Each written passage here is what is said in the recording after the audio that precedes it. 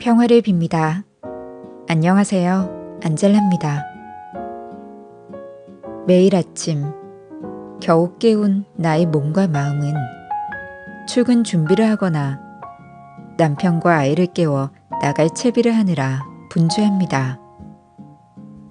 그러고 나서 회사에서든 집안에서든 눈앞에 주어진 각자 일을 해결하고 또 저녁이 되면 잠자리에 들기까지 이런저런 일을 마무리하죠. 이렇게 반복되는 일상에서 주님을 내 마음에 모시고 사는 사람과 그렇지 않은 사람은 하루하루가 분명 다릅니다. 열심히 살아가지만 분명 지치기 마련인데 주님께 의탁하고 마음을 새긴다면 매일매일 내가 살아있는 것에 감사하게 되고 모든 것을 사랑할 준비를 할 수 있으니까요. 주님의 마음을 새기며 주님의 눈으로 세상을 바라보며 지내는 하루하루를 만들어가 봅시다.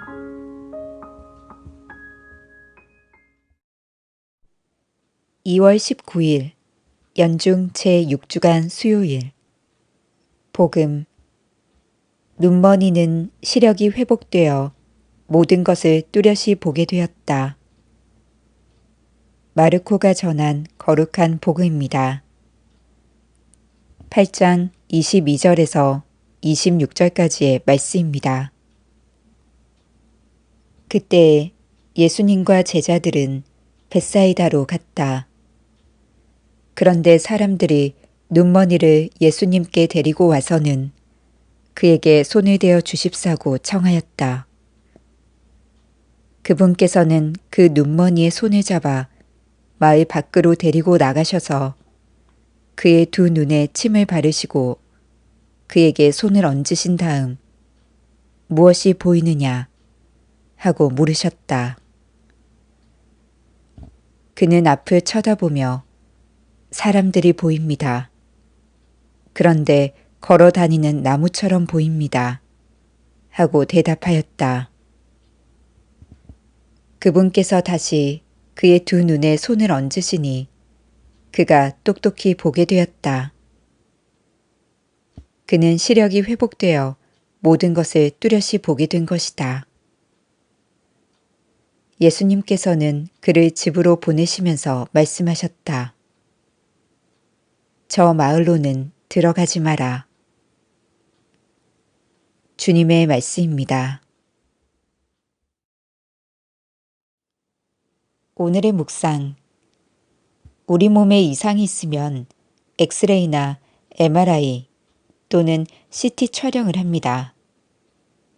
이와 관련해 제가 들은 바론 촬영 자체도 중요하지만 그 촬영된 사진을 잘 판독하는 것도 중요하다고 합니다. 실력이 좋은 의사는 그 사진을 제대로 판독하지만 그렇지 않은 의사는 사진을 보고도 올바른 진단을 하지 못한다고 합니다. 신앙인들도 마찬가지가 아닐까요?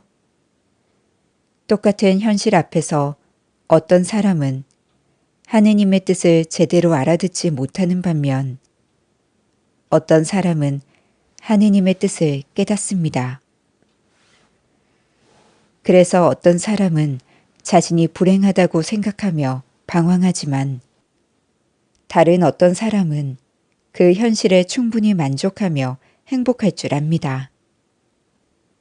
곧 영적인 눈으로 세상을 바라보는 것이 중요합니다. 오늘 복음은 우리가 어떻게 하면 영적 시력을 회복할 수 있는지를 보여줍니다. 먼저 예수님께서는 눈머니를 데리고 벳사이다에서 떨어진 외딴 곳으로 가십니다. 왜 외딴 곳으로 가셔야만 하였을까요? 벳사이다는 예수님의 기적을 보고도 회개하지 않는 고을이기 때문입니다. 영적으로 눈먼이들이 가득한 곳에서 벗어나는 것이 회복의 첫걸음입니다. 이어서 예수님께서는 눈머니의 두 눈에 침을 바르시고 손을 얹어주십니다. 여느 때처럼 사람의 가장 약한 곳을 어루만져 주십니다. 그런데 당장 낫지는 않습니다. 눈머니에게 사람이 보이기는 하지만 하나의 식물처럼 보였습니다.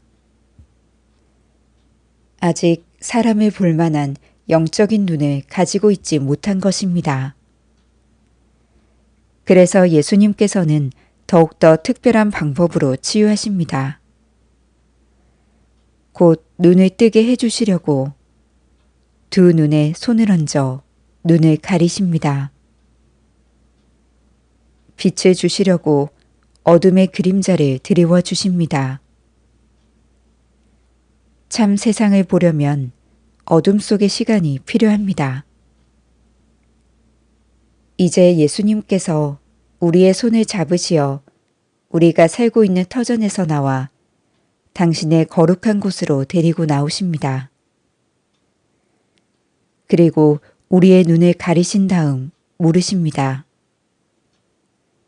무엇이 보이느냐?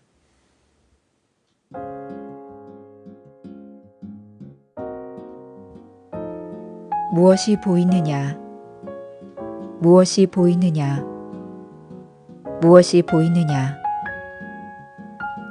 내 마음을 비추시는 주님, 저희 마음의 눈을 밝혀주시어 주님의 뜻을 충실히 실천하게 하소서. 아멘. 평화를 빕니다.